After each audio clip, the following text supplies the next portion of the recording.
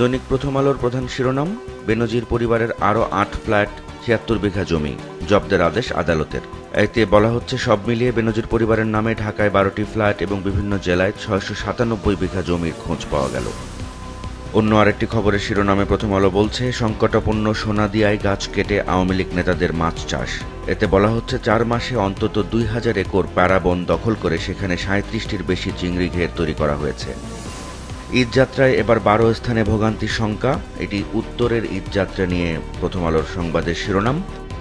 প্রথম আলোর প্রথম পাতায় আরেকটি খবর, অনলাইনে শিশু যৌন নিপীড়ন, সবচেয়ে বেশি অভিযোগ গেছে বাংলাদেশ থেকে। এতে বলা হচ্ছে, ইন্টারনেট ব্যবহারের অবাধ সুযোগে শিশুরা বুঝতে পারছে না কিভাবে তারা ফাঁদে পা দিচ্ছে, বিশ্বাস করে যাকে তাকে ছবি পাঠাচ্ছে, আবার নিজেরাই না বুঝে যেখানে সেখানে ছবি পোস্ট করছে।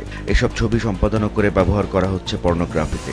গত বছর বাংলাদেশ থেকে এ ধরনের শিশু যৌন নিপীড়ন সংক্রান্ত ২৪,৯১,০০০ রিপোর্ট পাঠানো হয়েছে যুক্তরাষ্ট্রের অলাভজনক সংস্থা national centre for missing and exploited children এই সংস্থার কাছে। এবং এই খবরে বলা হচ্ছে, বিশ্বের যেসব দেশ থেকে শিশুদের যৌন হয়রানি সম্পর্কে যত রিপোর্ট পাঠানো হয়েছে তার মধ্যে শীর্ষে বাংলাদেশ রয়েছে। দৈনিক কালবেলার আজকের প্রধান শিরোনাম, বিব্রত পুলিশ, আতঙ্কে বেনজির বলয়। এতে বলা হচ্ছে, পুলিশের সাবেক মহাপরিদর্শক বেনজির আহমেদের ভয়াবহ দুর্নীতির তথ্য সামনে আসায় পুলিশের ভেতরে বিব্রতকর অবস্থা তৈরি হয়েছে। পরিবার, পরিজন কিংবা বন্ধুদের কাছ থেকে প্রতিনিয়ত নানা ধরনের প্রশ্নের মুখে পড়ছেন এই বাহিনীর বিভিন্ন স্তরের কর্মকর্তারা। সুশাসনের অভাবে বাড়ছে অর্থনৈতিক সংকট। সিপিডির বাজেট সংলাপের অভিমত দিয়ে কালবেলা এই সংবাদটি ছাপিয়েছে। এতে বলা হচ্ছে, ব্যয়ের ক্ষেত্রে যেমন লিকেজ আছে তেমনি আয়ের ক্ষেত্রেও আছে। বাজেট নিয়ে আরেকটি আলোচনা সভার সংবাদ কালবেলা ছাপিয়েছে, যার শিরোনাম, মূল্যস্ফীতি নিয়ন্ত্রণে অর্থনীতিবিদদের ৩ সুপারিশ। এতে বলা হচ্ছে, বাংলাদেশ ব্যাংকে টাকা ছাপানো বন্ধ, দুর্বল বাণিজ্যিক ব্যাংকে কেন্দ্রীয় ব্যাংক থেকে তারল্য সরবরাহ করা বন্ধ এবং বাংলাদেশ ব্যাংককে একটি শক্তিশালী মুদ্রানীতি প্রণয়ন করতে বলেছেন অর্থনীতিবিদেরা।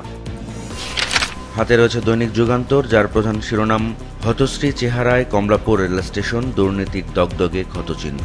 এই শিরোনামে যুগান্তর বলছে, কমলাপুর দেশের প্রধান রেলওয়ে স্টেশন এবং রেল যোগাযোগ ব্যবস্থার কেন্দ্রস্থল, কিন্তু কমলাপুরে ঢুকলে রেলওয়ের হতশ্রী চেহারা ছাপিয়ে লাগামহীন লুটপাটের ভয়াবহ চিত্র ফুটে ওঠে। অন্য আরেকটি খবরের শিরোনামে যুগান্তর বলছে, মিন্টুকে ডিবি হেফাজতে জিজ্ঞাসাবাদ, মোটা অঙ্কের টাকা নিয়ে দেশ ছেড়েছে শাহীন। এটি এমপি আনার হত্যাকাণ্ড নিয়ে খবর।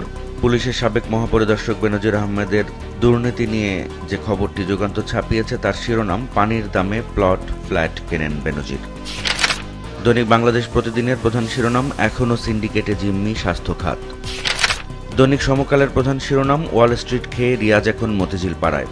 এতে বলা হচ্ছে, রিয়াজ নামে ৩২ বছর বয়সী একজন, যিনি ওয়াল স্ট্রিটে একসময় কাজ করতেন, শত শত বিনিয়োগকারীকে ঠকিয়ে ২০০৮ সালে সেখানকার চাকরি ছাড়তে বাধ্য হয়েছিলেন তিনি এবং এখন দেশে ফিরে এসেছেন। সেই রিয়াজ দেশে এসে সম্পদ ব্যবস্থাপনা কোম্পানি LR গ্লোবাল নামে একটি প্রতিষ্ঠান তৈরি করেছেন এবং সেখানে কায়দা করে শেয়ার বাজারের টাকা নিজের করে নিচ্ছেন ধাপে ধাপে। এই খবরে বলা হচ্ছে, নাম সর্বস্ব পদ্মা প্রিন্টার্সের ১০ টাকার শেয়ার তিনি কিনেছেন ২৮৯ টাকা দরে। স্বার্থ সংশ্লিষ্ট কোম্পানির শেয়ার বিক্রি করে লাভ করেছেন ২০ কোটি টাকা।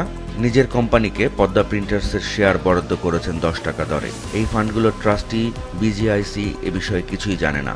এই খবরে আরও বলা হচ্ছে, রিয়াজের উপদেষ্টা বোর্ডে আছেন সাকিব আল হাসান। হাতে রয়েছে দ্য ডেইলি স্টার, এর প্রধান শিরোনাম, ঢাকা ফুটপাথস এ মানি স্পিনার ফর এক্সটর্শনিস্ট। এই খবরে বলা হচ্ছে, ঢাকা শহরে ৫ লাখের মতো হকার রয়েছে এবং তাদেরকে দৈনিক ফুটপাতের ভাড়া বাবদ দিতে হয় ১০০ থেকে ৩০০ টাকা। শুধুমাত্র GPO এলাকা থেকে দৈনিক ৩০,০০০ টাকার উপরে ভাড়া তোলা হয়।